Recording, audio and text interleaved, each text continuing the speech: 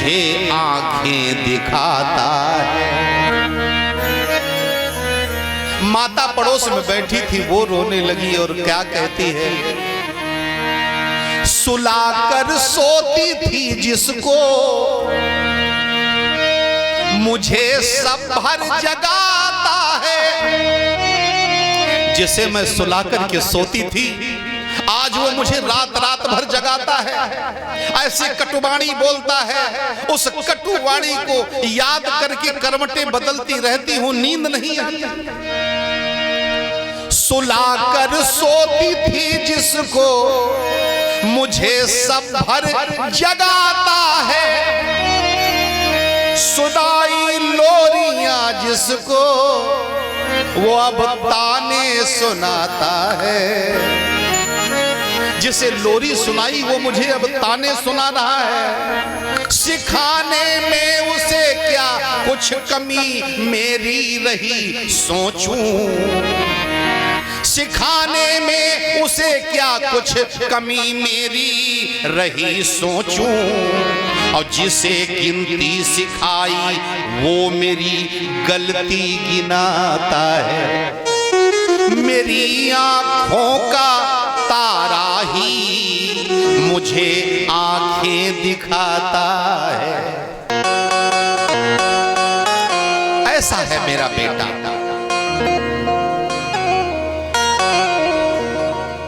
संत ने कहा, हे ब्राह्मण, क्या संसार में तुम किसी से सुख चाहते हो? संसार में कोई सुख तुम्हें नहीं दे सकता। अगर सुख लेना है तो निज कृत कर्म, अगर सुख लेना है तो स्वयं में तुमको अपना कर्म करना पड़ेगा, स्वयं सत्कर्म करना पड़ेगा, तब सुख मिलेगा।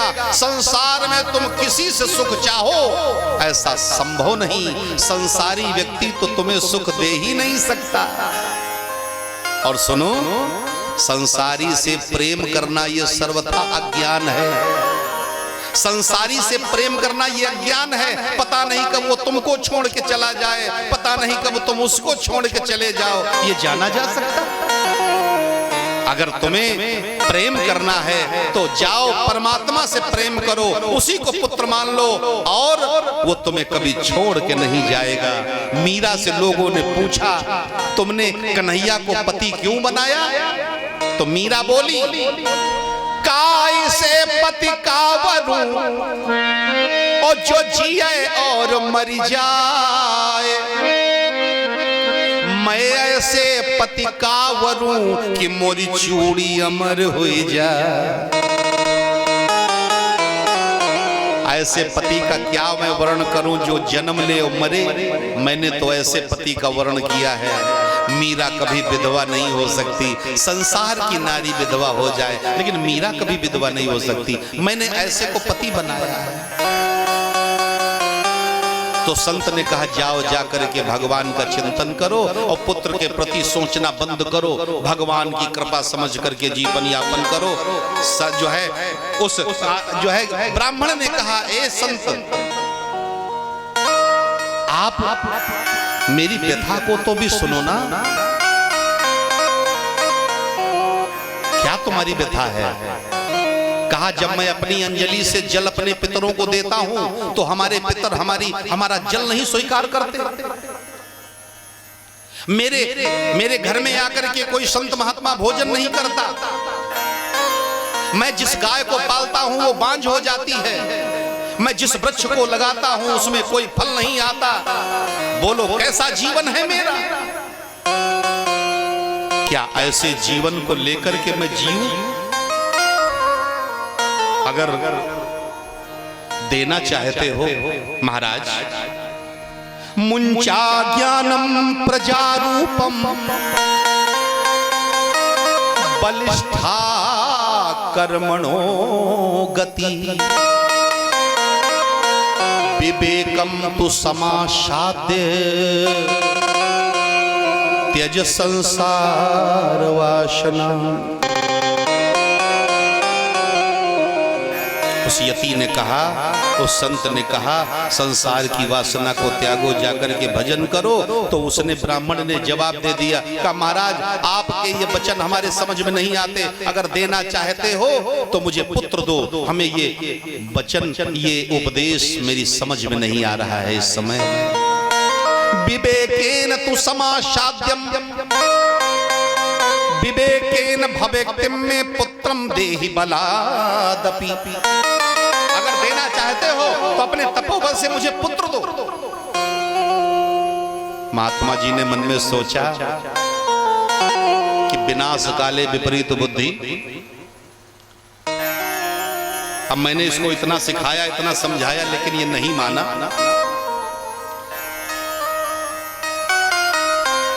तो उस संत ने ब्राह्मण के 7 जन्म पिछले देखे, तो 7 जन्मों तक कोई संतान उसके थी ही नहीं।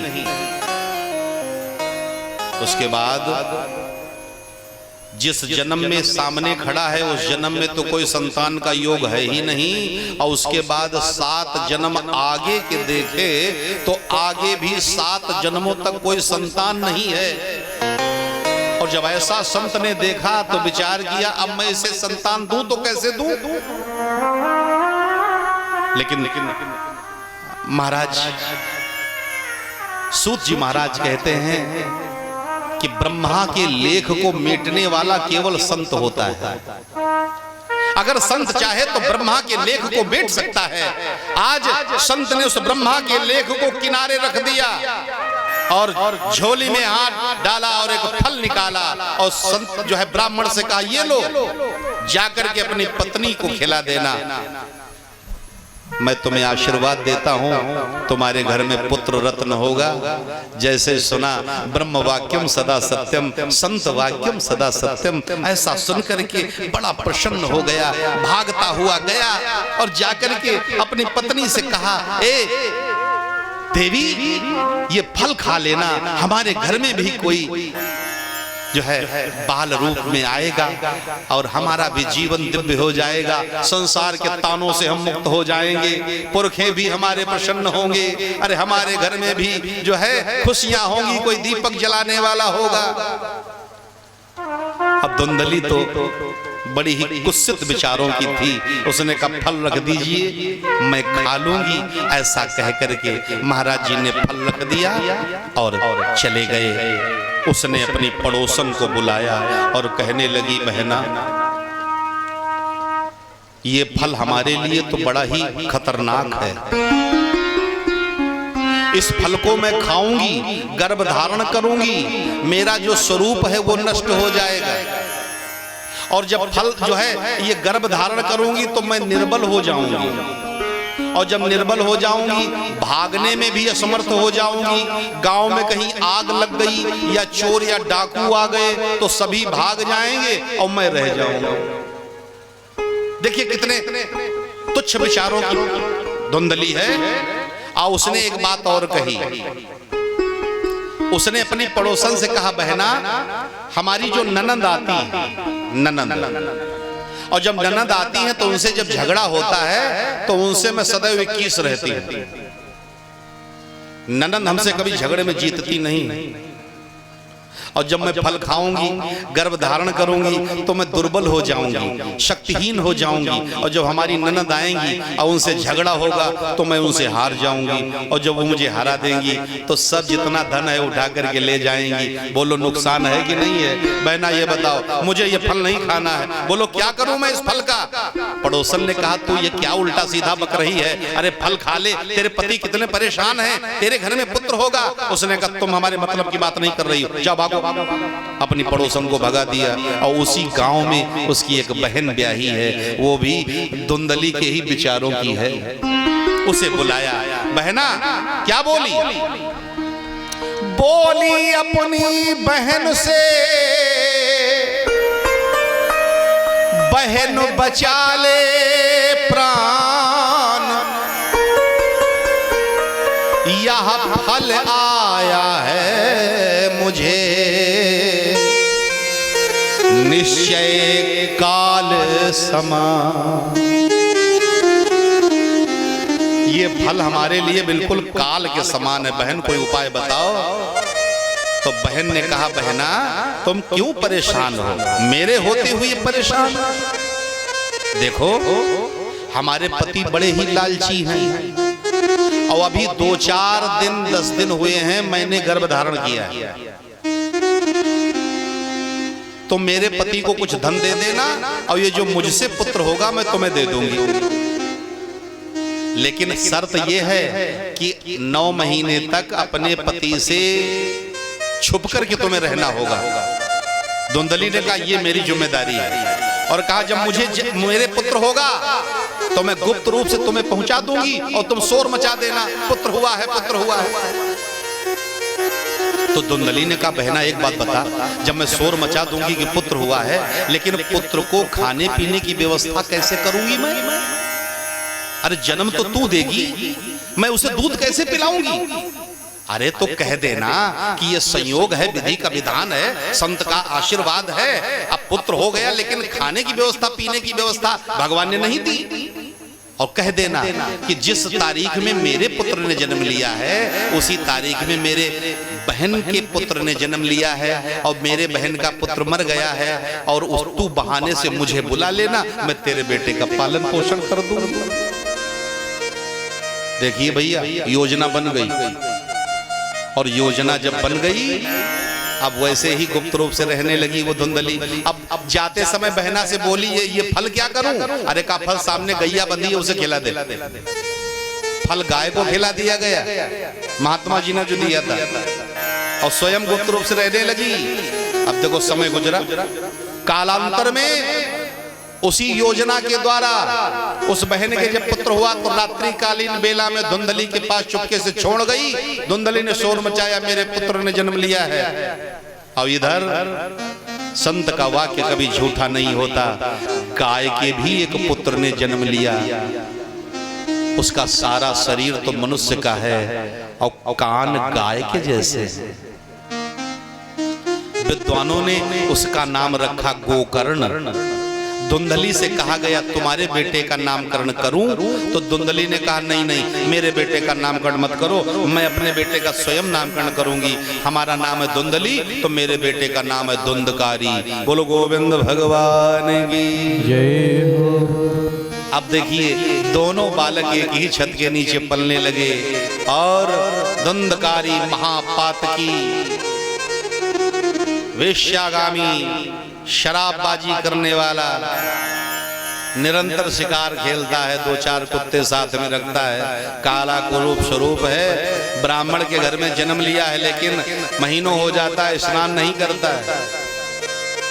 हत्या करने में उसे कोई संकोच नहीं, बड़ों की आज्ञा का पालन नहीं बल्कि तिरस्कार करता है, बड़ों का अपमान कर देता है। और गोकर्ण का स्वभाव कैसा है? गोकर्ण सुबह से संध्या तक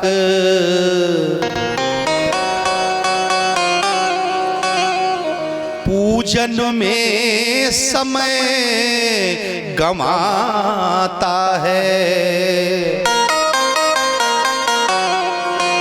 खल नीच धुंधकारी लेकिन बेस्याओं के घर जाता है।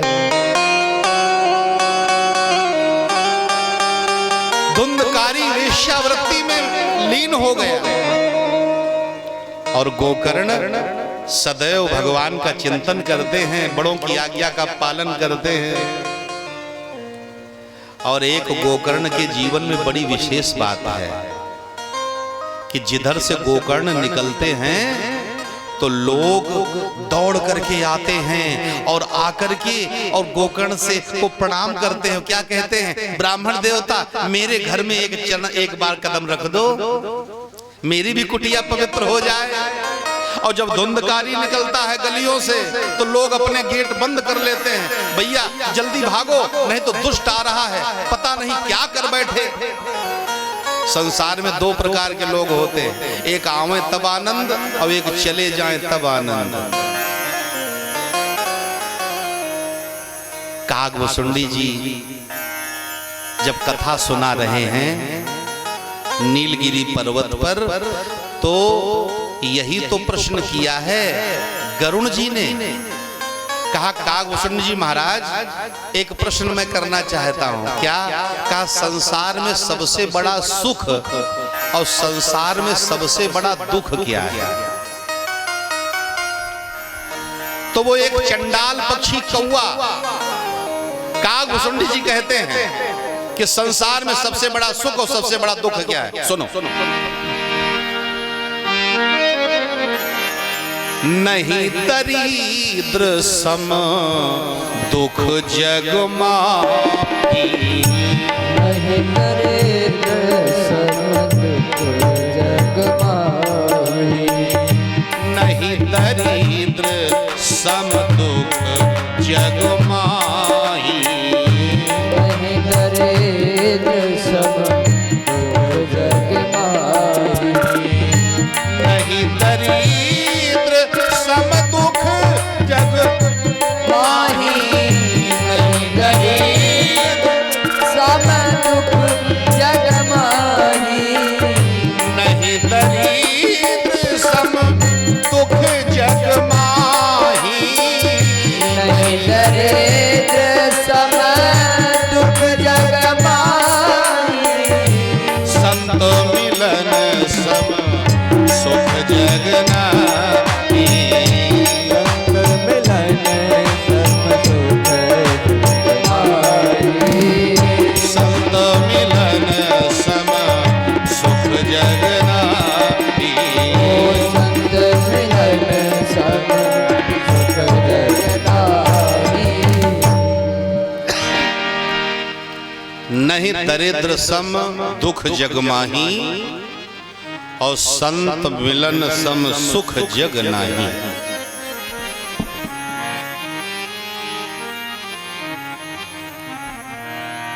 दरिद्र के समान संसार में कोई दुख नहीं है और संत मिल जाए सज्जन मिल जाए इससे बड़ा संसार में कोई सुख नहीं।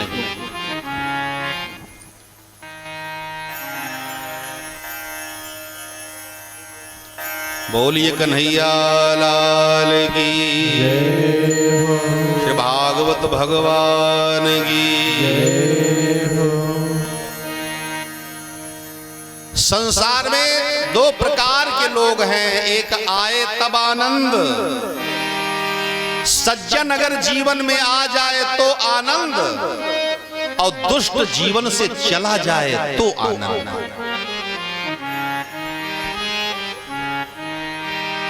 नहीं दरिद्र सम दुख जग माही। दरिद्र माने यहाँ पे दुष्टता को कहा, दुष्ट, और दरिद्रता माने असंतोष। बिना पैसे वाला दरिद्र नहीं होता। आप ये मत समझना कि जिसके पास पैसा नहीं है गरीब है वो दरिद्र है ना।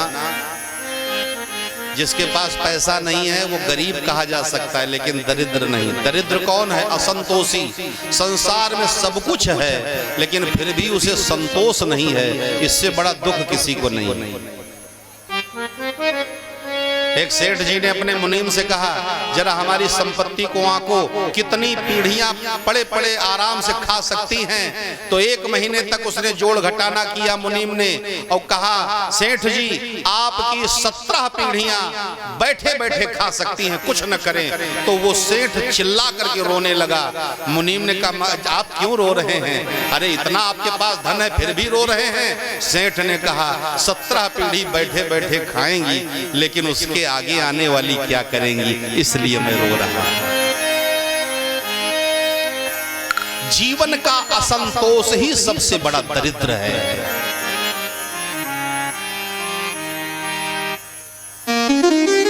दाल के मील चल रहे हैं लेकिन दाल का पानी नसीब हो रहा है। अगर दाल खाओगे तो मर जाओगे, क्यों? डॉक्टर ने बताया।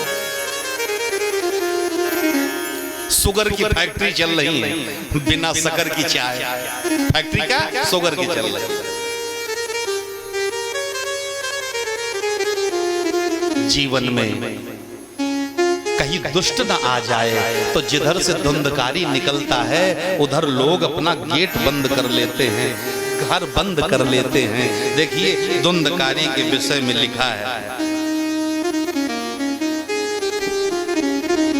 स्नान शौच क्रियाहीनो। देखिए आपको ये देखना है कहीं हमारे अंदर तो धुंधकारी नहीं बैठा है। धुंधकारी में इतने गुण अवगुण हैं और ये ढूंढना है कि कहीं हमारे अंदर तो उसने जगह नहीं बना ली है। अब वो धुंधकारी कब आया कब चला गया ये हमने नहीं देखा, ना आपने देखा।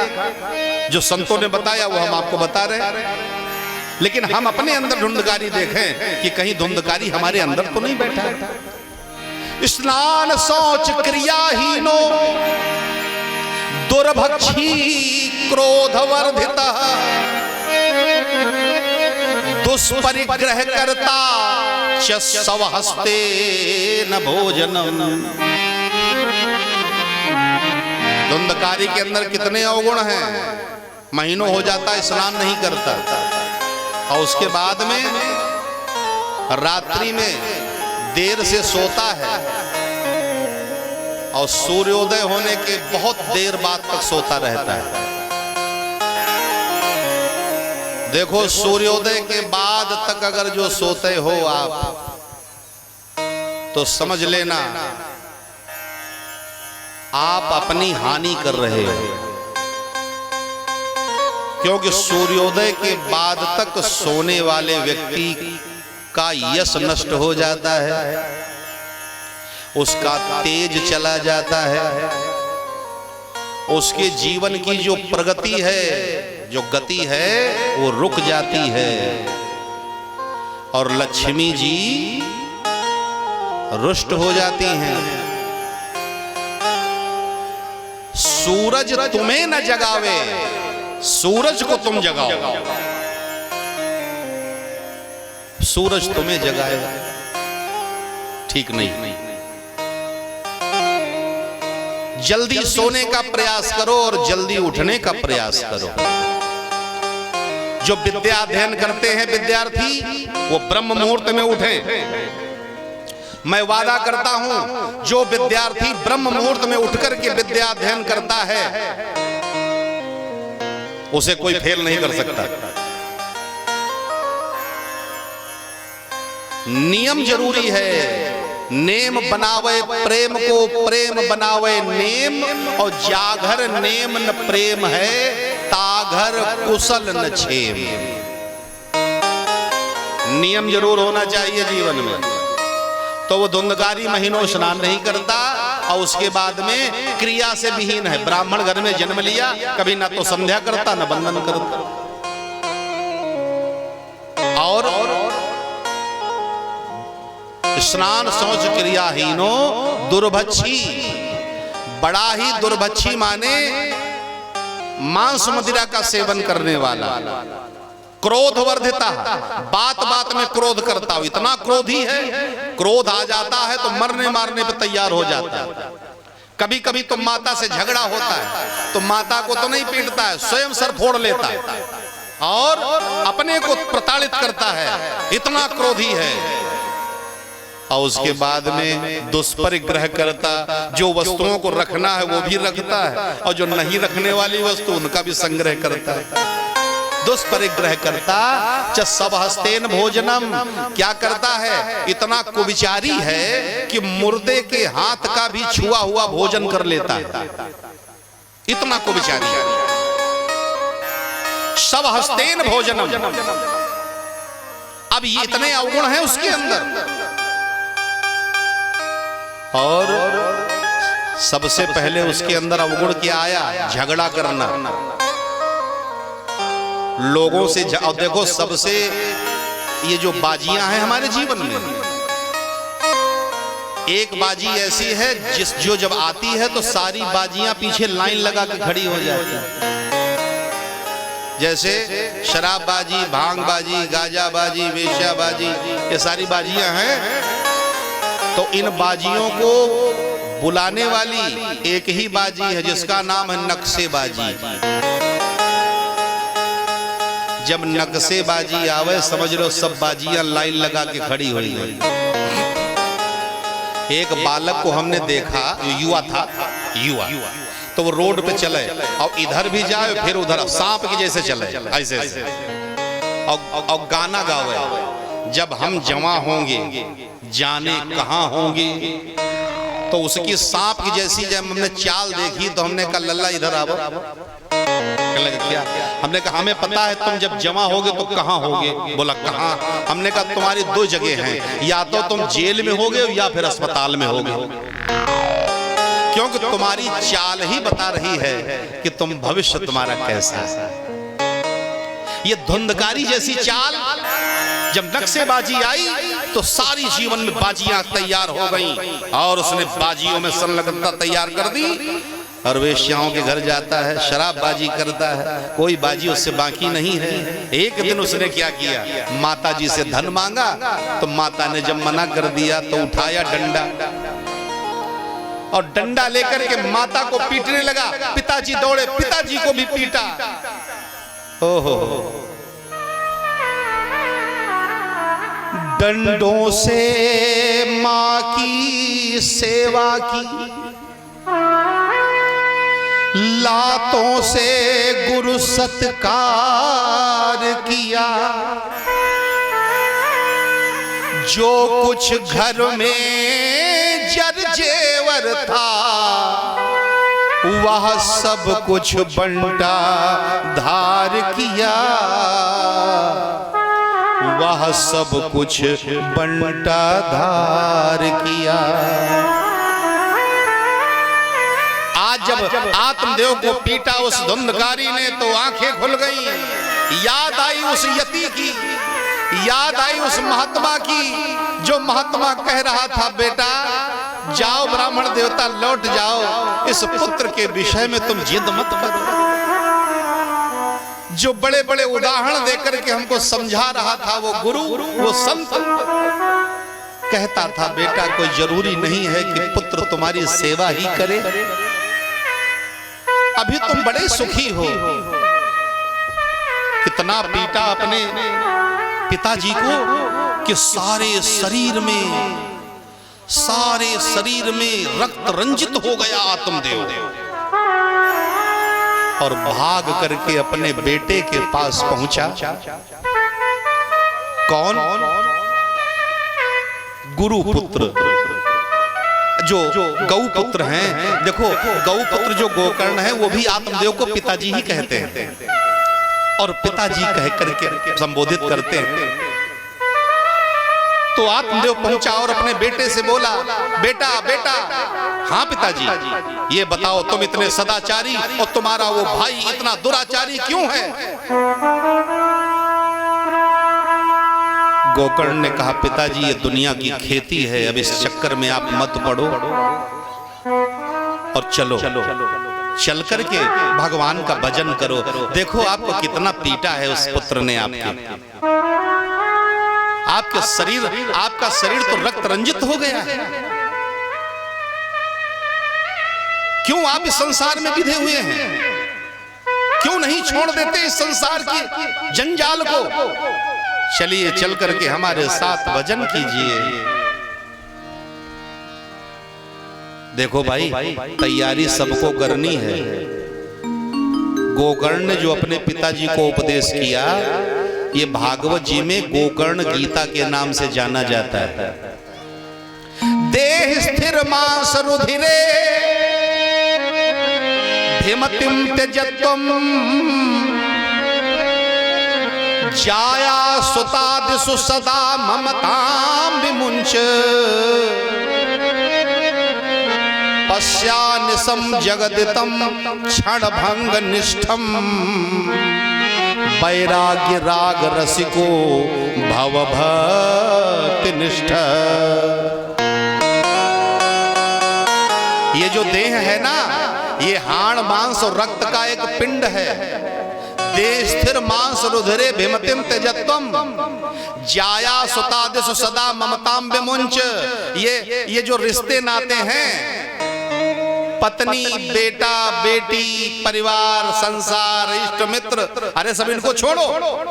जाया सुता, इनकी ममता का त्याग करो। पश्यानिशम जगदितम क्षणभंग निष्ठम। ये क्षणभंगुर संसार है। वैराग्य राग रसिको भव भक्त निष्ठा। अब वैराग्य धारण करो, भक्ति और निष्ठा को धारण करके भगवान का भजन करो। क्षणभंगुर जीवन की कलिका, कल प्रात को जाने खिली न खिली। मलयाचल की